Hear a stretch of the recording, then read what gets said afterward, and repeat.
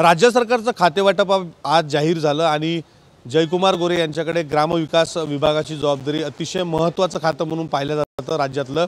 आपल्यासोबत बोलण्यासाठी जयकुमार गोरे दादा, ग्रामविकास खात्याची जबाबदारी तुमच्यावर दिलेली आहे, मंत्रिपद पहिल्यांदा मिळालं, त्यानंतर एवढं मोठं महत्त्वाचं खातं तुमच्याकडे दिलं आहे, किती आव्हान तुम्हाला वाटतं?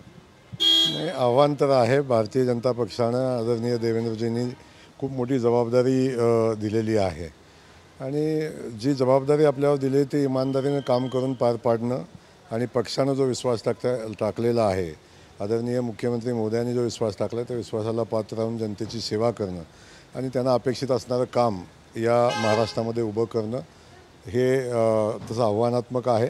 पण आव्हान घेऊन काम केलं तर अडचण येत नाही। आजपर्यंत असे अनेक आव्हानं घेत जिथपर्यंत पोहोचलो, मला मनापासूनचा आनंद आहे आणि मी ग्रामीण भागाशी माझी नाळ जोडलेली आहे।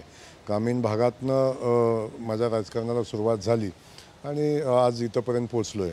मला भारतीय जनता पक्षाचा मनापासूनचा अभिमान आहे की अशा पक्षामध्ये मी काम करतो की जिथं सामान्य कार्यकर्त्याचा मूल्यमापन होतं, त्याच्या कर्तृत्वाचं मूल्यमापन होतं आणि त्याला काम करायची संधी मिळते।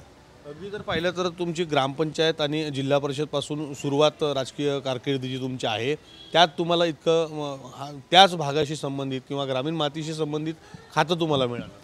नाही, बिलकुल ग्रामीण भागात मी मोठा झालो। ग्रामीण भागातनं राजकीय सुरुवात माझी जिल्हा परिषदेतून झाली। मी जिल्हा परिषद सदस्य म्हणून काम केलं आणि आता त्याच विभागाचं मंत्रिपद आज काम करण्याची संधी मिळालेली आहे। मग तसा मी खूप माझं पहिलीच मंत्रिपदाची टर्म आहे आणि त्यामध्ये खूप मोठी जबाबदारी आहे, आव्हान मोठं आहे, पण हरकत नाही। देवेंद्रजींच्या नेतृत्वाखाली, मार्गदर्शनाखाली हे काम खातंही चालू आणि काम पुढे घेऊन जाऊ। निश्चित ग्रामीण मातीशी नाळ माझी जुडलेली आहे आणि मला जे खातं मिळालं ते देवेंद्रजींच्या या संपूर्ण संदर्भानं मी आभारी असल्याचं मत जे आहे या ठिकाणी जयकुमार गोरे यांनी व्यक्त केलं। कॅमेरामॅन विशाल रायपुरेसह विवेक गावंडे, TV9 मराठी, नागपूर।